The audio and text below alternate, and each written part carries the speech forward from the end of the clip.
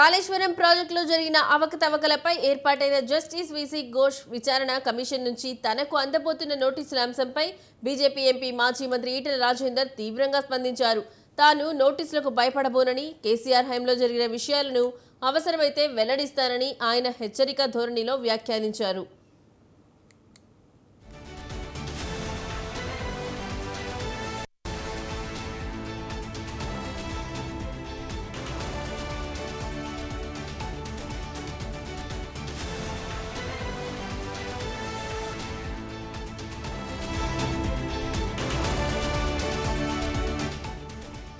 గతంలో బీఆర్ఎస్ ప్రభుత్వంలో తనతో పాటు మంత్రులుగా పనిచేసిన తుమ్మల నాగేశ్వరరావు, జూపల్లి కృష్ణారావు, కడియం శ్రీహరి వంటి నేతలు ఇప్పుడు కాంగ్రెస్ పార్టీలోనే ఉన్నారని, వారికి అప్పటి పరిస్థితులు తెలియవా అని ఈటెల ప్రశ్నించారు.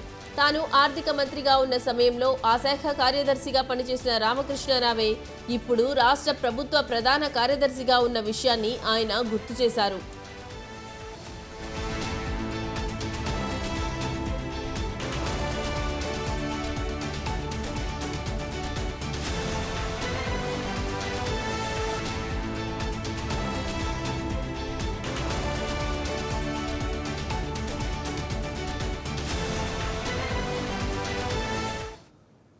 కేసీఆర్తో విభేదించడానికి అందరూ జంకుతున్న రోజుల్లోనే తాను 6 నెలల పాటు ఎలా పోరాటం చేశానో తెలంగాణ సమాజం మొత్తం చూసిందని, కాబట్టి ఇలాంటి నోటీసులకు తాను భయపడే వ్యక్తిని కాదని స్పష్టం చేశారు. తనకు ఇంకా కమిషన్ నుంచి అధికారికంగా ఎలాంటి నోటీసులు అందలేదని, ఒకవేళ వస్తే పార్టీ అనుమతి తీసుకుని తప్పకుండా స్పందిస్తారని ఈటెల తెలిపారు.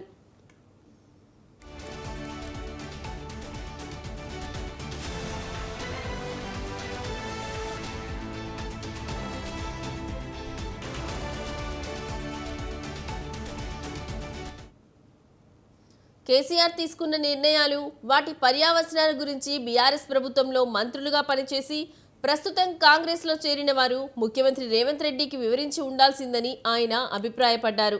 కేసీఆర్ హయాంలో ఏర్పాటు చేసిన ఒక మంత్రివర్గ ఉపసంఘంలో తాను, తుమ్మల నాగేశ్వరరావు, కడియం శ్రీహరి, హరీష్ రావు, ఇంద్రకరణ్ రెడ్డి సభ్యులుగా ఉన్నామని, ఆ కమిటీ కొనసాగుతుండగానే తెర వెనుక ఏం జరిగిందో త్వరలోనే మీడియాకు వెల్లడిస్తానని అన్నారు.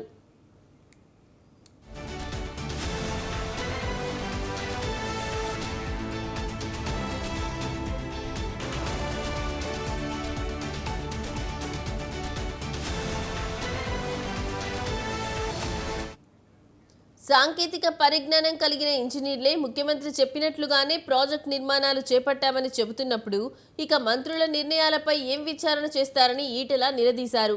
తనకు నోటీసులు ఇవ్వడం ద్వారా ముఖ్యమంత్రి రేవంత్ రెడ్డి అబాసుల పాలవుతారని ఆయన వ్యాఖ్యానించారు. విచారణ కమిషన్ గడువును పదే పదే ఎందుకు పొడిగిస్తున్నారో ప్రభుత్వం సమాధానం చెప్పాలని డిమాండ్ చేశారు.